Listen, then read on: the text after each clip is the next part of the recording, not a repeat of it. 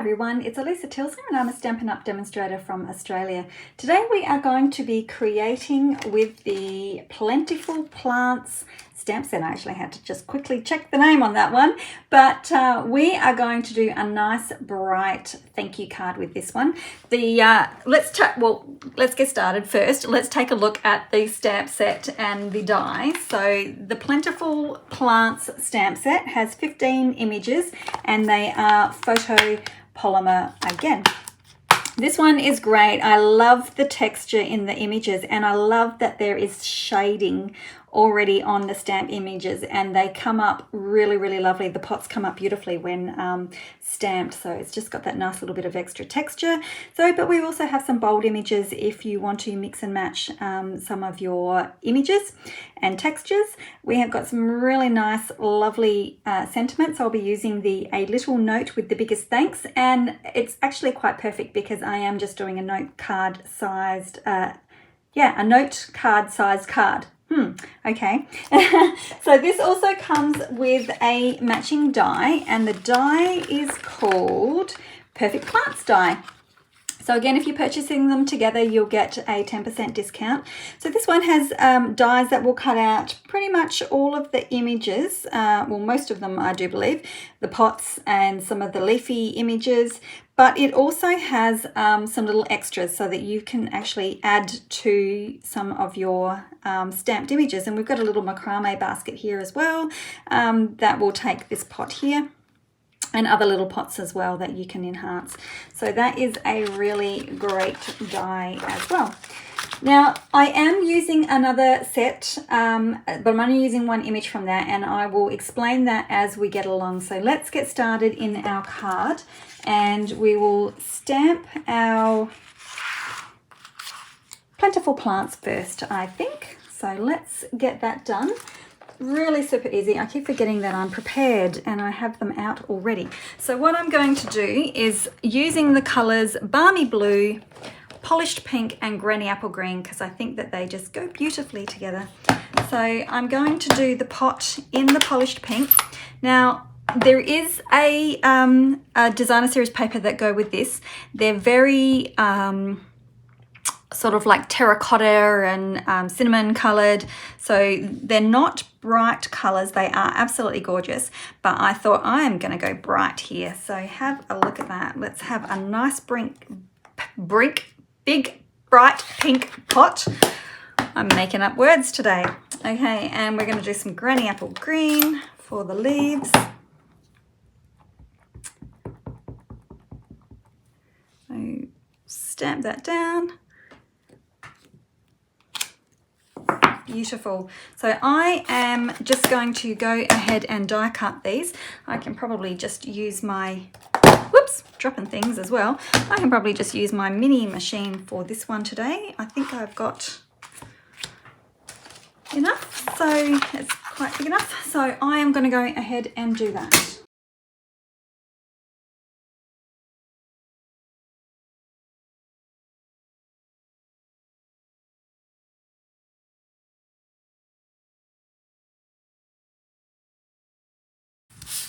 Okay, I have my images cut out. Now we can work on our background. So I'm just using a square of 9.5 centimeters by 9.5 centimeters, and a little bit background story. I played and I thought I wanted to do a little bit of a watercolor look behind it, but I couldn't quite get the type of look that I wanted. And then I thought, well, hang on a minute, we have a new stamp set called Artistically Inked. So I thought I am going to use this image here and create a faux watercolor look, if you wish. I just wanted a little bit of something behind my potted plants. So I'm going to use Balmy Blue for this one. Now have a look at the way that this inks up, because I inked it up last night. I had a play and I thought, that doesn't really look quite right. And I thought, oh, well, I'll have a stamp anyway and see what happens. I'll just turn it on the side because I find it easier. And it stamps up really lovely. So I'm just going to leave a little bit of a white space on the edge and then stamp it down. Have a look at that. So I think that's absolutely gorgeous. So again, just give it a little bit of an ink up, and then I'm going to turn it around so that I get a little bit of sort of like a bit more of an oval shaped. And it doesn't quite matter if it overlaps a little bit, and it doesn't quite matter, you can see there in the middle where I've missed a little bit either, because my plant will cover it up anyway. So I think that that is beautiful, and if you don't feel like doing a watercolor background, I think that that is a perfect substitute.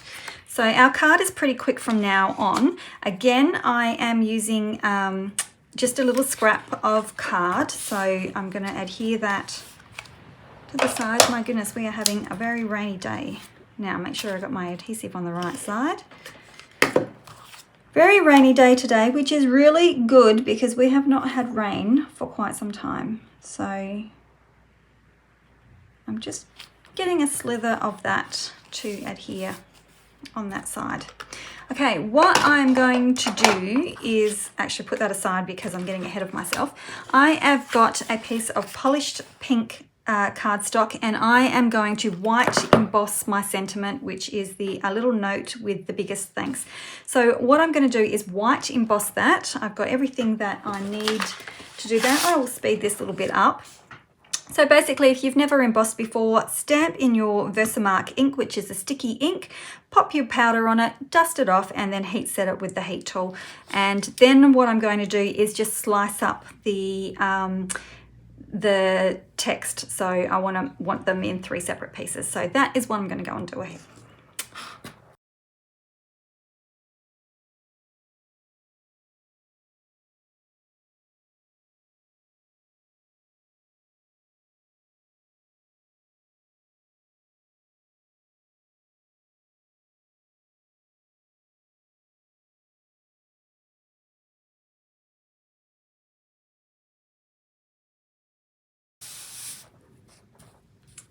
Okay, I have all of my pieces now. My card base is 10.5 centimeters by 10.5 centimeters.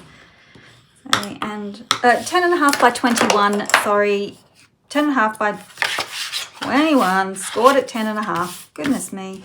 Okay, so we are going to adhere this panel on.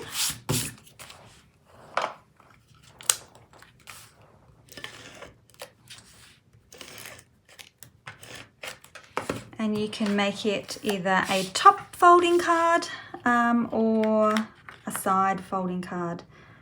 I still like my top folding card, so that's what I'm going to stick with. I'm just going to adhere that on. Pop some dimensionals on the backs of these guys. Okay, so when it comes time to pop these on, I would usually start with the pot, but I will line up where I want my leaves to go, because you'll probably find that your pot actually needs to come up higher than what you think, because we're going to sit those leaves down into the pot.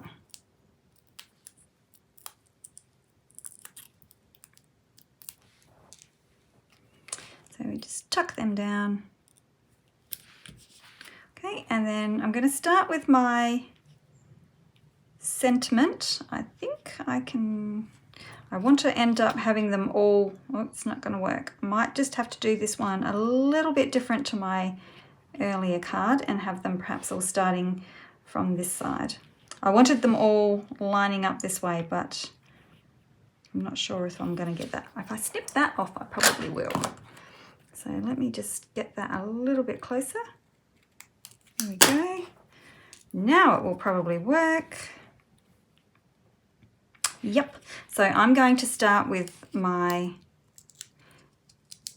biggest wishes, biggest thanks, biggest wishes. Okay, and I think I've got that as close as I can. So I'm just going to line that up right with the edge of the card. And then I'm going to just use a little bit of adhesive and stick these guys down. But I want it, or almost need a pair of tweezers, don't I? I want these to be around the same. Oh, make them straight.